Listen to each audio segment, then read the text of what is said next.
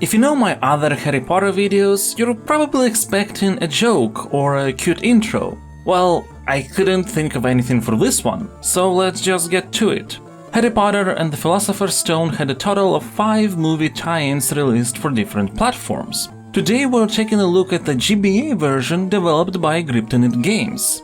It's a top-down action-adventure game which does have one particularly impressive thing for this style of games on GBA.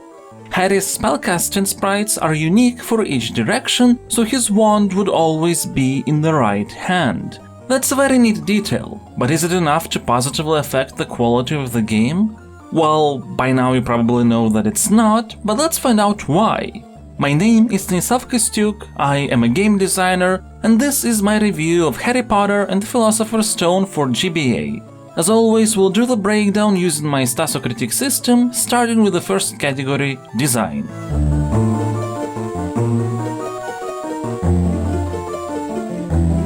This is the most important part of Stasocritic, as gameplay is what influences the experience the most, therefore the weight of scores in this category is 4. It's been pretty interesting how so far all games based on the first Harry Potter movie have the license and spellcasting as 2 of their core pillars, but the third one is something different. In the PC version it was collectibles because there was just such a big focus on them. In the PS1 version it was jumping, as it was essentially a platformer with magic. The GBA version is more about exploration, at least in theory. As soon as you begin the game you have access to pretty much most of Hogwarts and its grounds. This is an absolute invitation to go around and see what the school has to offer. Sadly, it doesn't have much. Some chocolate frogs containing wizard cards. That's pretty much it. But what you'll find more often are locked doors you won't be able to enter because they lead to levels you have to complete in a particular order. There is no real point in trying to actually explore Hogwarts, so you just go from mission to mission. Now, technically, the levels also focus more on exploration. You need to navigate the environments to either find some objects or reach a certain place. Again, sounds nice in principle, but it doesn't work at all. Let's take a look at the schematic of the level where you need to reach Hagrid's hut, which by the way you would need to complete at least twice. It's sort of a mini labyrinth with one right path and a lot of dead ends. Now, on a high level that is fine, but in this game there is nothing interesting to find if you go into these optional dead ends, usually just health refilling beans. There is no structure, you don't see any obstacles set up and taught to you with progressively more difficult challenges being put in the way. There is nothing inciting you to explore. Like sure, maybe in one of the bushes you'll find a wizard card instead of a health bean, but what is there to create the feeling of curiosity? Nothing, you just randomly check bushes. It is just things placed on a map. This is not to say that the GBA Harry Potter game never does anything interesting. Like in the greenhouse level you need to find a way to push the rolling flowers, I guess let's call them, in such a way so you could press a particular floor button. That's nice, but these sort of elements are lost in the sea of levels where things are just placed somewhere. It still would have been acceptable though had the game felt good to play. But it's not. It may not look this way in the footage because everything moves really smooth graphically speaking, but the gameplay is riddled with flaws. First, the movement speed of Harry. It is slow, which makes moving around the environments feel sluggish relative to their scale, but then you'll discover you're slower than most other characters. Often you won't be able to keep up with Ron and Hermione who try to lead you to another level. Sometimes prefects that you need to avoid in forced stealth sections will walk much faster than you can run, and you can't really outrun enemies either. And that last part is a particularly big problem considering that the casting of spells is not instant. Harry needs to go through the whole wand motion before a spell is fired. A motion that takes a pretty long time, so if an enemy is closely following you, there is literally no way to deal with them while avoiding damage. What makes it trickier is that your main offensive spell, Flipendo, will be cast from the center of the character only if you look in one of 4 straight directions. In any diagonal position, the start point of the spell will be offset to look like it is cast from the wand, which makes targeting needlessly more complicated. This is not all. Even if you manage to cast the spell on time, it doesn't affect anything between the tip of Harry's wand and Harry himself.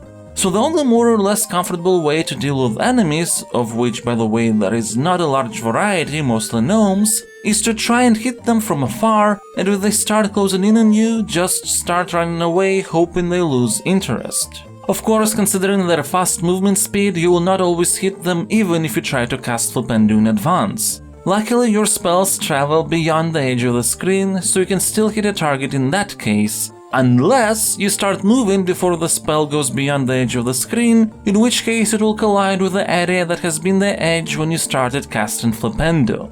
And now that we have touched on the subject of screen space, it is also worth noting Harry's weird position on it. When you are not near the edge of a map, he is always offset to the right, regardless of your movement direction, which means you always have worse visibility when going east. And that makes the forced stealth sections feel even more annoying, especially considering that the detection rules are really unclear. I think it has something to do with the line being drawn from the prefect's head until a certain distance, because how else can you explain that in seemingly similar situations, Harry can both go unnoticed as well as get caught? And if you approach prefects from their south side, you can literally run past them without them seeing a thing. Which leads us to fail states, and they are problematic. Everything leads to a full reset of the map. Not only when you die, which at least makes sense. You get caught in a stealth section, the map is reset. You fall into a hole, the map is reset. And by reset, I do mean reset. All puzzles, all collected quest objects, everything is just gone and you need to do it all over again. And falling into holes is probably the most annoying thing. You often have to get on platforms moving across bottomless pits, and their collision detection is really bad. Just look at this. What is the difference between these situations? I don't know, for me in all cases it looked the same, but the game clearly saw the difference somewhere. At least Harry is not the only person suffering from such collision detection issues. I'm not even touching upon some other subjects like the lackluster boss battles or boring Quidditch, because to me that doesn't even matter that much when in a level you literally can't see an object you need to interact with to progress. The GBA version of Philosopher's Stone clearly didn't have nearly enough time in the oven with an extremely short development time. So let's open up the possible scores for design. I will assign a 3 to Harry Potter and the Philosopher's Stone for GBA. When you think about the high-level intentions, everything makes sense. A top-down game taking place in an explorable Hogwarts that has you go between smaller levels within it. But sadly, absolutely every facet of gameplay is flawed. Mind you, it is not broken, the game is working and technically you can manage to find enjoyment in it, but you will have to be ready to accept a lot of drawbacks to do so.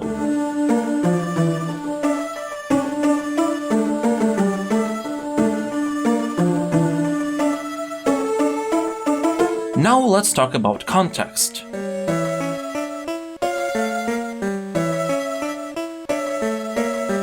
This category is about everything that provides context to our actions: world, motivation, story, characters, etc. It has a weight of 1 because context doesn't necessarily define the experience, but it does enhance it. I haven't finished the game myself, for reasons that would be obvious given what I have said in the design category, but I did watch on YouTube the segments I haven't played to be sure I can assess this part properly. And at the danger of this sounding like a backhanded compliment, I was actually positively surprised. When you start the game, you will see absolutely the same text and images as in the PC and PS1 versions. So naturally you would assume that it probably shares a lot of the same flaws that the implementation of the movie story in those games does. But that's not the case?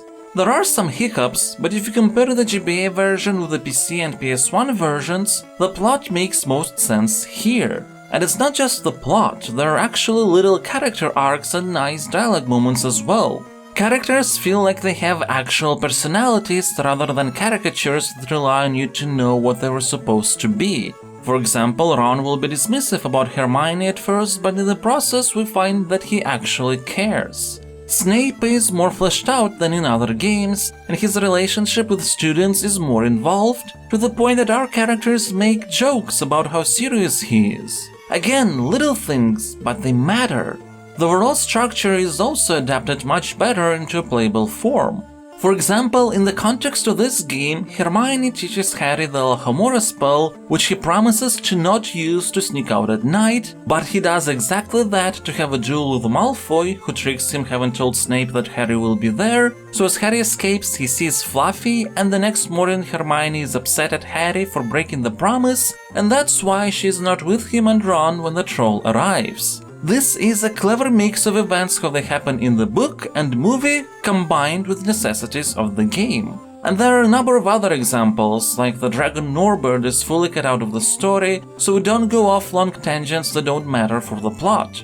Though on the other hand, some elements that may feel not that important in this story, but will be important in later parts, like the invisibility cloak, were also cut, but since not all books were released when this game was made, it's understandable. Even though the structure is better, there are some leaps in logic. For example, Harry instantly thinks that Fluffy is guarding whatever Hagrid mentioned once in a dialogue earlier, or the kids wrongly deduce that Snape is after the Philosopher's Stone only because he has left the feast during Halloween. It still works, but it feels a bit weird. Plus, the problem of Voldemort not being mentioned at all until later parts of the game still remains, and the world building in general suffers a bit. It is still better to know at least something about Harry Potter. And despite the plot being understandable this time and having some nice moments, as a whole it still lacks the themes of belonging, friendship, sacrifice, and others that were present in the source material. So if you open up all source for context, I will assign a 6. The plot of the source material is there, it has nice enjoyable moments as well that elevate it a bit beyond just a simple retelling in broad strokes, but still is not strong enough to provide proper world building or examine the themes or full character arcs.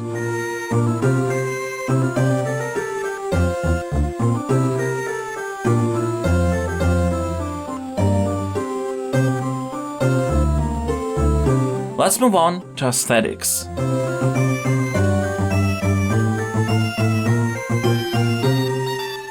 This is another category with the weight of 1, as it is about something that again enhances the experience but doesn't necessarily define it. Visual style, music, sounds, etc. There is a point in my Stasocritic system that may feel weird in terms of progression. At the score of 2 for aesthetics, I specifically state that even if the game looks and sounds fine, it is just too bland. This is because I value flawed but interesting implementations of visuals and sound more than technically normal or high quality but that don't cause any feelings at all.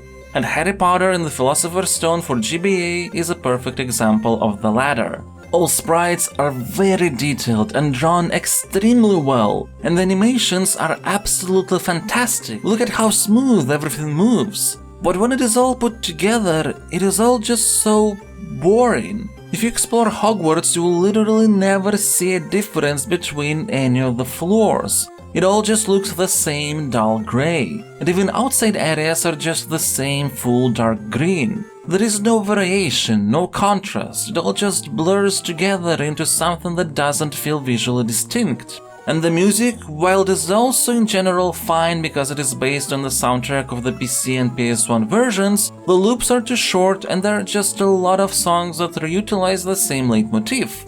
For example, here is the music you hear in the main menu.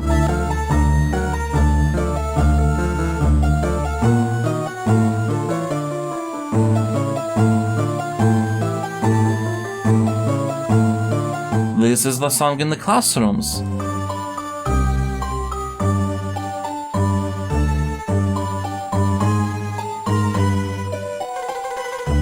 And here is the song you hear when exploring Hogwarts grounds.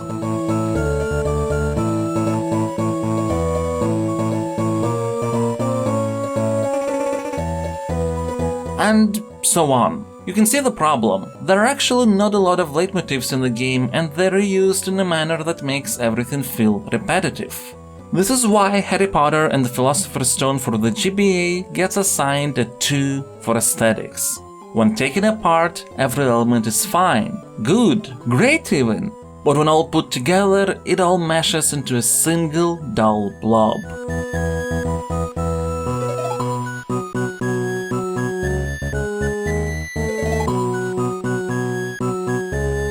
time to talk about Cohesion.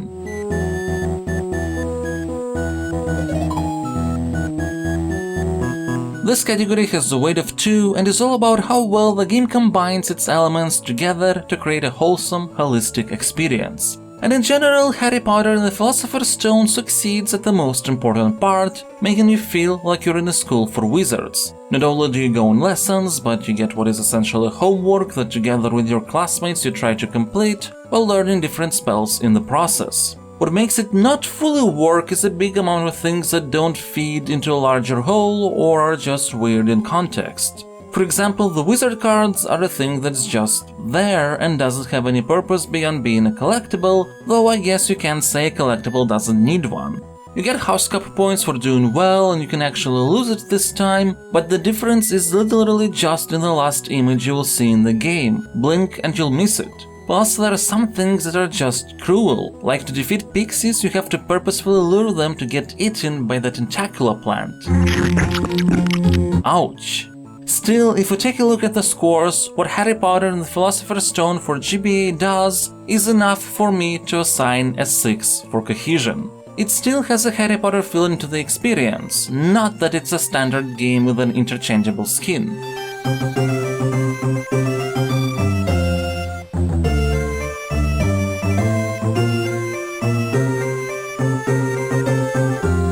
Let's move on to emotions.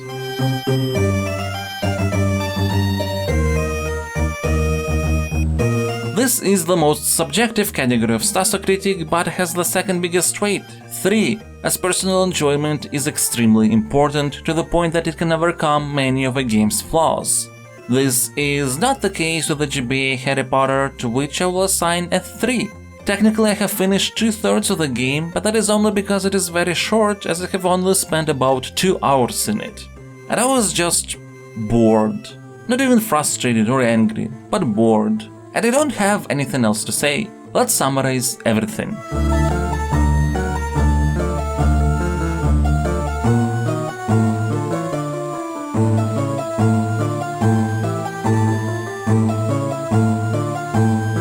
When all scores and their weights are taken together, Harry Potter and the Philosopher's Stone for GBA gets a Stasocritic rating of 31.